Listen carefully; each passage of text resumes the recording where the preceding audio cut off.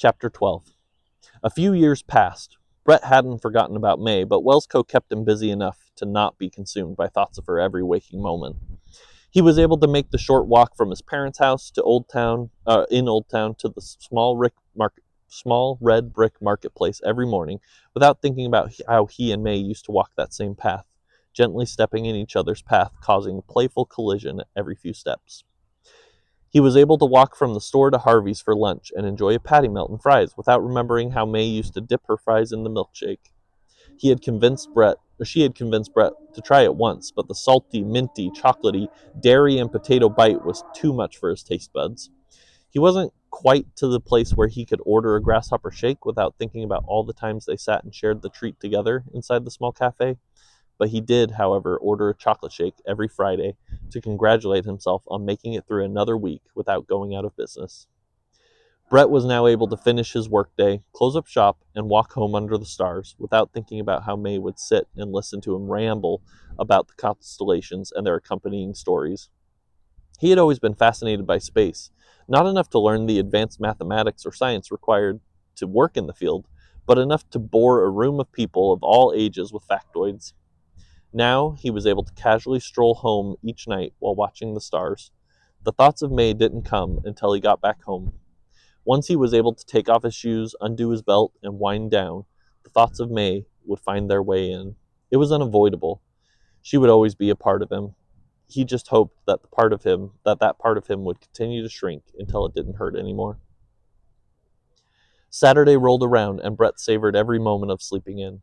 WellsCo opened later on the weekend, specifically so he could spend at least 2 days per week getting an extra couple hours of sleep. Now, the late spring sun was peeking through a crack in his blackout curtains, casting a single illuminated strip on his closed closet door. The alarm hadn't gone off yet, but once he got out of bed, he knew he wouldn't be able to go back to sleep. Instead of getting up and adjusting the window cover, he put a pillow out from under his head and replaced it on top. He figured it would either block the light and let him sleep a little longer, or it would smother him as he drifted off. He needed a bit more shut-eye, so either scenario would provide the desired result.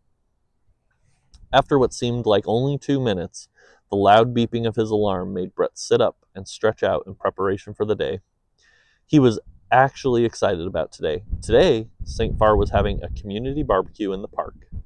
Everyone in St. Farr loved attending community events, not only because there was a lack of entertainment in the small town, but because they genuinely loved seeing their fellow St. Farrians in a casual setting where they could freely catch up and playfully gossip. Brett especially loved attending St. Farr community events. Over the last few years of owning and running WellsCo, he had been able to volunteer his services as both a food supplier and a grill master for the get-togethers. They gave him purpose, and that was something he couldn't get enough of. He got up, showered, got dressed, then hooked up his grill trailer to his mom's minivan and drove to St. Farr City Park. There, he unhooked the trailer on the large cement pad and secured it. Then he drove the van back home so his mom could use it to attend the event an hour later. He walked back to the park, stopping at WellsCo on the way to pick up hot dog buns, hot dogs, and mustard. Carrying enough wieners and buns to feed the entire town, he slowly trudged to the park, where Dale and Harvey were waiting. In the time it took for Brett to return home and walk back to the park, the 2 other men had arrived with their grills, patties, hamburger buns, ketchup, pickles, paper plates, napkins, red plastic cups, and a large orange cooler filled with ice water. "Hey, Brett," Dale excitedly greeted him as he approached the other 2 community barbecue cooks. "Hey, Dale, great boots." Dale was always dressed immaculately, if not a bit eclectic. Currently, he was wearing a straw cowboy hat with a dark leather band, a pink pearl snap shirt with the sleeves rolled up, Levi's propped on his hips by a snakeskin belt, and beautiful light tan rhinestone-studded goatskin cowboy boots. Brett was genuinely impressed. Dale's ensemble certainly blew his stained gray t-shirt and blue gym shorts and worn skate shoes out of the water. The 3 men filled their grills with charcoal and chips, lit them, and prepped the folding tables on the other end. As the charcoal turned from a chalky black to a crumbling white, they caught up on how their businesses were performing. Each man owned a different shop in St. Farr Town Square. each of them barely making enough money to get by, but happy with their contributions to the town. An hour after the 3 community cooks arrived, other St. Farians started to show up, forming small groups at the gazebo, picnic tables, and various locations around the concrete slab. More and more came, and then the quiet Texas afternoon was soon filled with a plethora of familiar voices. Brett turned his focus directly to his grill, ensuring each hot dog got just the right amount of char before moving it to the cooler side of his cooking surface. "Come and get it," Dale called out across the park. The citizens of St. Farr quickly formed a mostly orderly line, and slowly taking small steps forward and grabbing a plate and bun as they passed the first table. When they reached the grills, Harvey would ask, "Dog or burger?" He'd pass them a burger if requested. If they were looking for a hot dog, they would continue to shuffle forward to Brett, who would happily fill their waiting bun. The entire routine was punctuated by Dale giving firm handshakes and gentle hugs to all who would allow it. "Dog or burger?" "Burger, please." "You got it." Harvey laid a burger on the waiting bun. "Dog or burger?" "Burger, please, Harvey." "Pat, hey, 1 burger, you got it." Another burger landed on an open bun. "Dog or burger?" "A hot dog, please." Brett knew that voice. "Go see that guy over there," Harvey said in a playful voice, jerking his head toward Brett. "He'll sort you out." "Thanks, Harvey." Brett must be imagining it.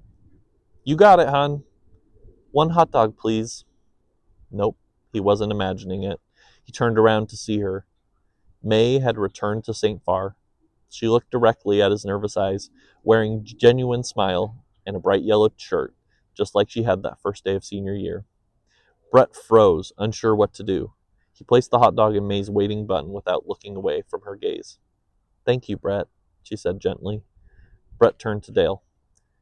Hey, Dale, can you cover this for me for a few minutes?" "Of course." Dale always came to community events ready to help, but he was rarely allowed to cook after he tried to serve everyone hot egg salad a couple of years ago. Brett handed the bent tongs to Dale and followed May to an open spot at one of the 6 picnic tables. "You're back." Brett couldn't believe May was here, sitting next to him in St. Farr.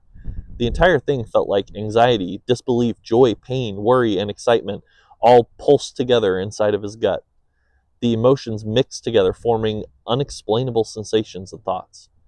"I am. I graduated, and I'm not really sure what the next adventure is yet," May replied with a shrug. "I thought St. Farr was as good a place as any to figure out where I'm going next." She wasn't planning on sticking around. She was just here for a short pit stop before she tore away again. Brett heard that message loud and clear. Getting involved would be a bad idea. Still, there was some small part of him that thought maybe he could be where she was going next. Even if it was a 1 in a million chance, he had to take it. "Do you want to go on a date?" "When?" "Now." May laughed. "This seems a bit familiar. Have we done this before?" Of course she knew that they had. It just felt so good to hear the conversation play out again in real life instead of in her memories. "So is that a yes?" "Yes, Brett. Let's go on a date." The couple stood up from the picnic table and walked out of the park to start their first of many laps around the town square, brushing shoulders with one another on every step. Brett and May spent the rest of the day together. Brett took her to WellsCo and showed her the store. He explained how how he had become the owner and how he managed to keep the place afloat by switching the inventory to only sell shelf-stable foods, saving a bunch of money by eliminating food waste. He explained how he watched the stars every night and how he walked home to the same house he had grown up in. He told her about that one time a biker gang got lost and caused havoc throughout the town for half a day. Every little change or interesting fact from St. Farr in the last 4 years made its way from Brett's mind to May's ears. She loved every minute of it. Returning the favor, May told Brett all about her friends at UT. She told him about her terrible roommate who had locked herself in the bathroom and tried desperately to burn the place down by wrapping toilet paper around a curling iron, only to have the campus police kick in the door and take her away for unrelated arson charges. She talked endlessly about her classes and how excited she was when she switched her focus from biology to accounting. Brett couldn't help but laugh. No way someone that beautiful could be an accountant. After the first date, there was another, then another, then another. Soon the couple had returned to their comfortable cycle of spending every second they possibly could together, enjoying each other's company. At first, May had been looking for job opportunities in Houston, Austin, and San Antonio, but after a month, she slowed her job hunt and started to just enjoy being in St. Farr. Brett saw the change and knew it was time to move forward in the relationship. He loved May. May loved him. They spent all their time together and wanted nothing more than to continue loving each other.